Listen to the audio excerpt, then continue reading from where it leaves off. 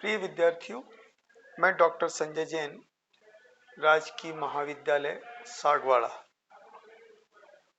आज आपके साथ हिंदी साहित्य के इतिहास में आदिकाल के विषय में चर्चा करूंगा।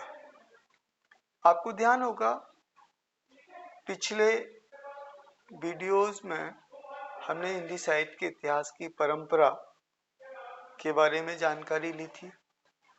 हिंदी साहित्य के इतिहास में काल विभाजन और नामकरण के विषय में चर्चा की है। आज हिंदी साहित्य के इतिहास के आदिकाल के नामकरण, परिस्थितियां और आदिकाल के अंतर्गत आने वाला जो साहित्य है उसके बारे में चर्चा करूंगा। हिंदी साहित्य का आदिकाल एवं भक्तिकाल GGTU के तृतीय वर्ष के सिलेबस में है और इसीलिए आज सबसे पहले BA तृतीय वर्ष के लिए हिंदी साहित्य के आदिकाल, नामकरण एवं परिस्थितियां एवं साहित्य इस विषय पर चर्चा करेंगे। हिंदी साहित्य का आदिकाल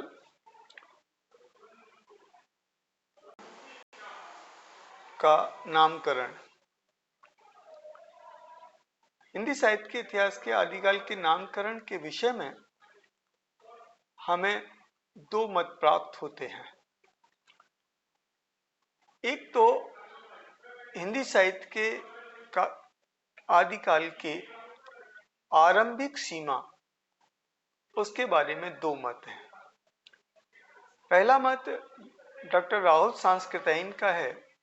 इन्होंने 769 ईस्वी को आदिकाल की आरंभिक सीमा माना है, अर्थात आदिकाल का आरंभ इनके अनुसार 7 से 69 ईस्वी से होता है। राहुल सांस्कृतिक ने बौद्ध साहित्य पर बहुत काम किया है और सिद्ध साहित्य से हिंदी साहित्य के आदिकाल की शुरुआत मानते हैं। इसीलिए उन्होंने सरायपाद को पहला कवि माना है। दूसरी मान्यता वो 993 ईस्वी की है, जिसे आचार्य रामचंद्र शुक्ल और उनकी परंपरा के जो इतिहासकार हैं वो सभी मानते हैं।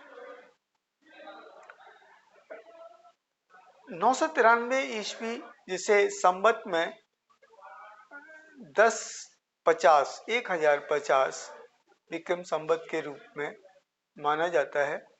ये दो मान्यताएं हैं। आचार्य शुक्ल की जो मान्यता है उसे भी मानने वाले आज की तिथि तक लोग हैं और राहुल सांस्कृतिक की मान्यता को मानने वालों की संख्या बहुत अधिक है। ये परंपरा राहुल सांस्कृतिक से होती हुई आचार्य हजारी प्रसाद द्विवेदी की परंपरा के लोगों के तक जाती है, जिन्होंने सारे धार्मिक साहित्य को आदिकाल के अंतर्गत स्वीकार किया है। इसी तरह से नामकरण की जो अंतिम सीमा है उसके संबंध में भी अनेक मत रहे हैं, किंतु आचार्य रामचंद्र शुक्ल द्वारा जो निर्धारित तिथि है 13 से 18 ईस्वी, उसको ही अंतिम रूप में स्वीकार किया है, जिसे हम मोटे तौर पर 1325 ईस्वी कह सकते हैं। नामकरण की समस्या, आदिकाल का जो नामकरण है इसके बारे में भी समस्या, इसके बारे में भी हमें विभिन्न मत प्राप्त होते हैं। हिंदी साहित्य के इतिहासकारों में हम जैसे जॉर्ज गियर्सन की बात करें, गारसा दत्तासी और शिव सिंह सेंगर को हम छोड़ दें क्योंकि उन्होंने नामकरण करने का कोई प्रयास नहीं किया था। लेकिन जॉर्ज गियर्सन ने इस आदिकाल के समय को चारण काल के रूप में कहा है। इसी तरह मिस्र बंधु, जिन्होंने मिस्र बंधु विनोद लिखा था, उन्होंने इसे प्रारंभिक काल कहा है। आचार्य रामचंद्र शुक्ल ने इसे वीर गाथा काल कहा है। आचार्य हजारी प्रसाद द्विवेदी और रमाशंकर शुक्ल रसाल, इन्होंने इस आदिकाल को, इसे आदिकाल कहा है। डॉक्टर राम कुमार वर्मा, जिन्होंने हिंदी साहित्य का आलोचनात्मक इतिहास लिखा है, उन्होंने इसे संधि काल एवं चारण काल कहा है। लगभग ये जो जॉर्ज गियर्सन ने चारण काल नाम दिया है, उसके साथ संधि काल और जोड़ दिया है। राहुल सांस्कृतिक ने इसे सिद्ध सामंत काल कहा है और इसी तरह पंडित विश्वनाथ प्रसाद मिश्र ने इसे वीर काल कहा है। लेकिन जैसा कि मैंने पिछले वीडियो में भी बताया था कि इसको आदिकाल कहना उपयुक्त है, क्योंकि आदिकाल से हमें किसी विशेष प्रवृत्ति का आभास नहीं होता है, बल्कि आदिकाल में जो भी साहित्य लिखा गया है उस संपूर्ण साहित्य को हम आदिकाल के अंतर्गत मान सकते हैं। अर्थात संवत 1050 से लेकर के संवत 1375 तक, या ईस्वी में कहें तो 993 ईस्वी से लेकर के 1325 ईस्वी तक जो भी साहित्य लिखा गया है, उस संपूर्ण साहित्य में बिना किसी प्रवृत्ति विशेष का उल्लेख किए हम पूरे साहित्य को आदिकाल का साहित्य कह सकते हैं। तो निष्कर्ष से हम ये कहें कि आदिकाल जो आचार्य हजारी प्रसाद द्विवेदी और रमाशंकर शुक्ल रसाल और उनकी परंपरा के दूसरे आचार्यों ने माना है, उसी आदिकाल नामकरण को सही कह सकते हैं और वही नामकरण आज अधिक मान्य है। अब हम थोड़ी सी चर्चा करते हैं आदिकाल की जो परिस्थितियां हैं, जिन परिस्थितियों में आदिकालीन साहित्य का जन्म हुआ है। आदिकालीन परिस्थितियों को जानना जरूरी क्यों है? क्योंकि कहते हैं कि साहित्य समाज का दर्पण होता है। जिस क्षेत्र में, जिस काल में, जिन परिस्थितियों में, जिन हालात में साहित्य की रचना होती है, वे हालात उस साहित्य के उस तरह होने के लिए बहुत अधिक जिम्मेदार होते हैं। और इस दृष्टि से हमें राजनीतिक परिस्थितियों को समझना जरूरी है, क्योंकि जब तक हम उस काल की सारी परिस्थितियों को नहीं समझेंगे, तब तक हम उस साहित्य का सही मूल्यांकन करने में समर्थ नहीं होंगे। सबसे पहले हम चर्चा करते हैं राजनीतिक परिस्थितियों की। राजनीतिक परिस्थितियों में ये काल हर्षवर्धन जो अंतिम सम्राट थे, गुप्त साम्राज्य के बाद हर्षवर्धन का युग आया था, उस साम्राज्य का पतन हो जाता है। और पतन के बाद में लगभग पूरे उत्तर भारत में एक अजीब सी स्थिति होती है। छोटे छोटे राज्य खड़े हो जाते हैं, उन राज्यों में परस्पर युद्ध होता है और ये युद्ध की श्रृंखला लगभग 300 साढ़े 300 वर्ष तक लगातार चलती रहती है। आपको याद होगा सोमनाथ के मंदिर के ऊपर हमला हुआ था। ये घटना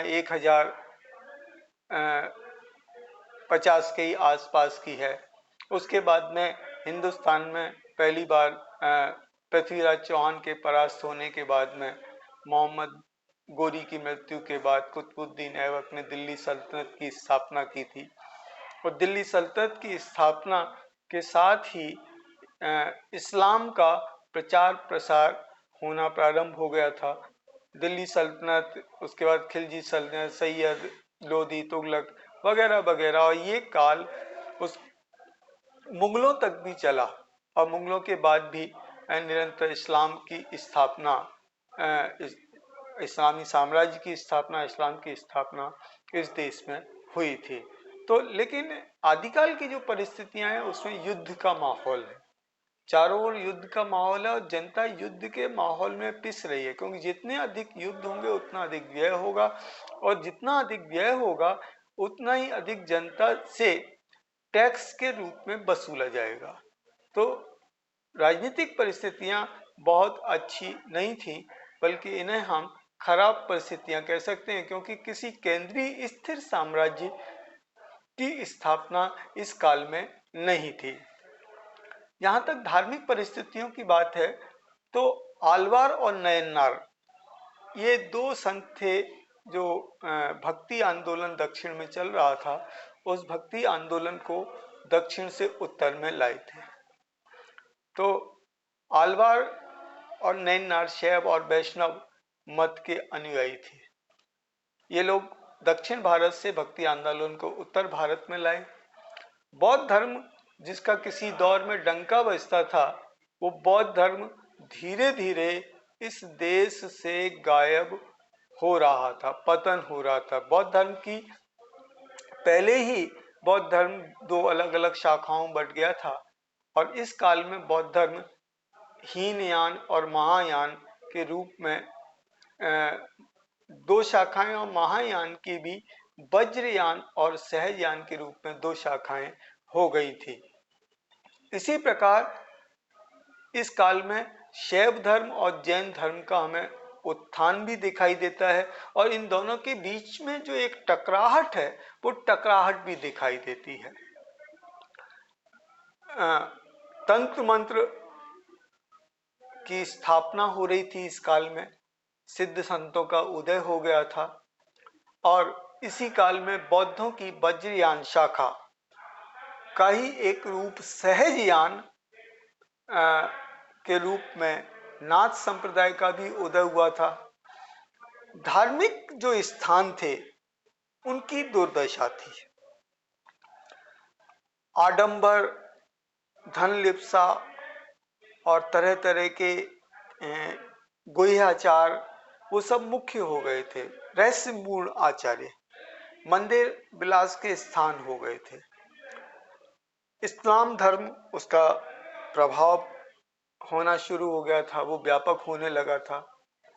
दक्षिण में शंकराचार्य, निम्बार्काचार्य, रामानुजाचार्य जैसे प्रभावशाली संतों का उदय हो रहा होता है और उनके कारण से दर्शन की अलग अलग शाखाओं का विस्तार हो रहा होता है और साथ ही उनका जन सामान्य के ऊपर गहरा प्रभाव भी पड़ रहा होता है। तो कुल मिलाकर के इस पूरे धार्मिक परिदृश्य को हम देखें तो धार्मिक परिस्थितियां काफी हद तक असंतुलित थी।